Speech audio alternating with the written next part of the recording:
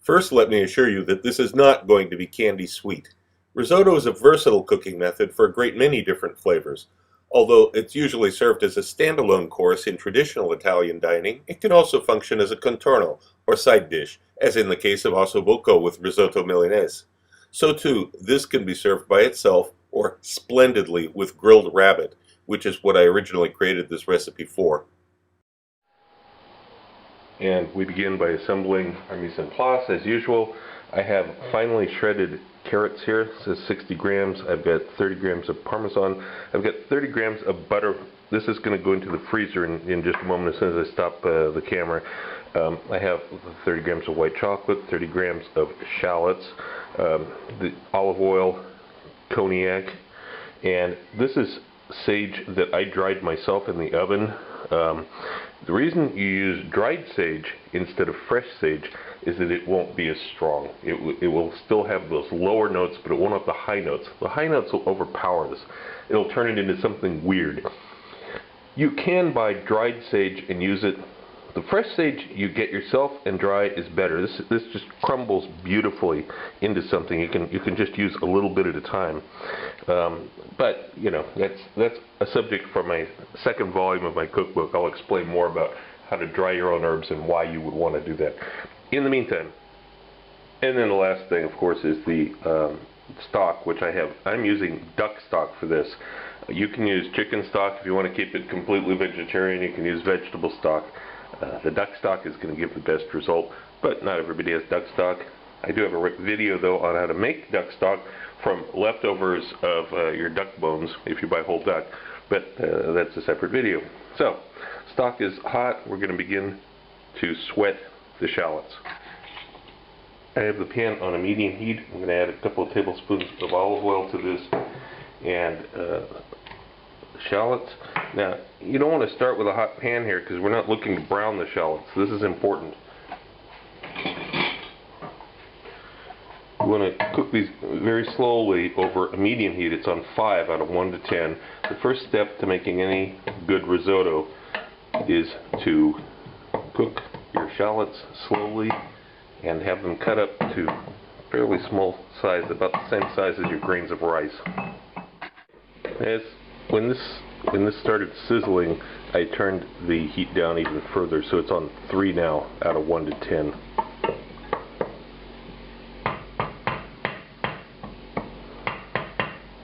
Okay, this is looking pretty good. Now I'm going to add the rice in.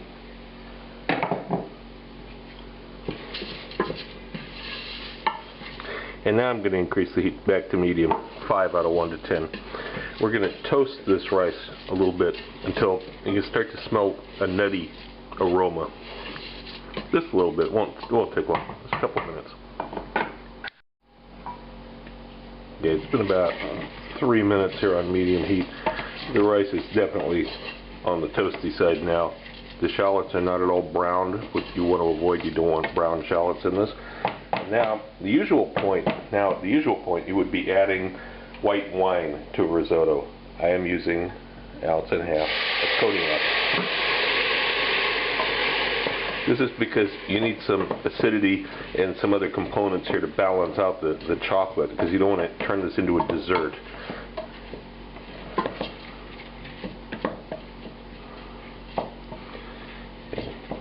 It's still on a medium heat. Your time doesn't begin counting until you begin adding the first ladle of stock to your risotto. Until then, time is not important. And when you think this is mostly dried out, it's evaporated, it's getting real close. It doesn't take long for cognac to evaporate, or brandy in this case. Now we're going to begin the time. Just a second here. What you want to do is you want to get a kitchen timer like this and begin it as soon as you add the first ladle of stock to this, because this will give you a good indication of where you're at in the process of cooking. Okay, and also we're going to increase the heat now up from 5 to about 7.5, just under 8. We need to do this at a fairly high temperature. A lot of risottos are cooked at too low a temperature. It's one of the reasons why they don't taste right. So I'm going to add a couple of ladles of stock. I'm starting the timer. Stir it around. despite the common myth, risottos do not need to be stirred constantly. They need to be stirred frequently, though. You can't walk away and go do something else. Don't go talk to your friend on the phone now for an hour, obviously. But keep a watch on it, and as it dries out, you keep adding more stock. And we keep repeating this process with stirring and adding more stock until the time gets to about 12 minutes in. And as anyone who's ever made risotto correctly before knows, this is how the process works. You keep getting it to where it's almost dry. You add a little bit more stock. Right now we're at 4.5 minutes in. It's about 11.5 minutes now. We're coming up on the magical 12-minute mark. This is looking good. Most of the stock's already in it. Here's the finely grated carrots now, right on 12 minutes. We're going to stir these around, and a little bit more stock. Starting to look a little bit dry. The carrots will contribute moisture too. And we're going to give this about 1 minute before we add the next ingredient. Okay, we're on 13.5 minutes now. Yeah, I'm going to add the white chocolate in.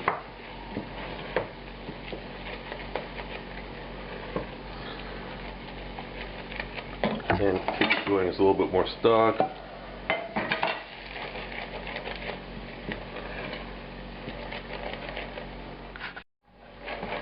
I just added more stock. We're at almost 16 minutes now. Just added more stock. Now I'm going to add that Parmesan cheese. We're getting real close to the finished point. Incorporate this well. Now I've got this dried sage. I'm going to crumble up a little bit of that. And we're coming up real close now on 16.5 minutes. Add the last of the stock. That's it, no more stock. And you can see this is quite liquidy now because of the last final addition of the stock. It's gonna tighten up in just a minute. And now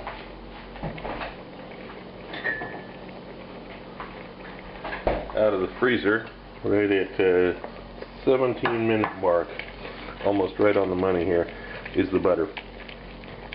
Now you need to, it's frozen, you got to whip this in, beat it in. And I've reduced the heat down now. In fact, actually I just turned the heat off completely. We're going to let the residual heat in this finish it.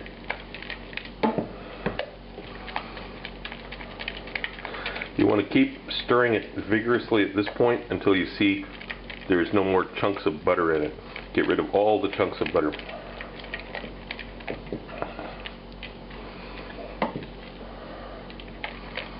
You want it to flow like a wave, especially at this point when it's still hot in the pan. Okay. I don't see any more chunks of butter. The heat's off. Lid's going to go on and it's going to rest for just a few minutes. Alright, it's been resting now, covered for about 4 minutes. Now, you have to taste it.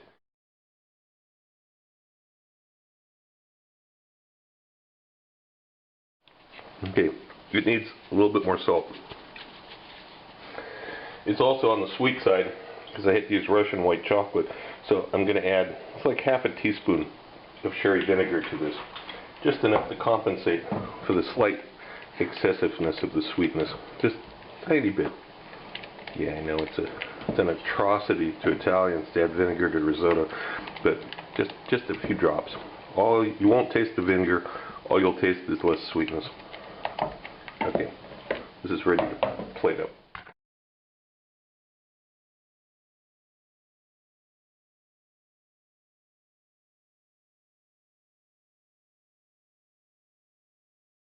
If you like my videos, look for my cookbook, now available through Amazon, Barnes & Noble, and other internet bookseller sites. Also look for my cocktail book, Cocktails of the South Pacific and Beyond, Advanced Mixology, available through Amazon online.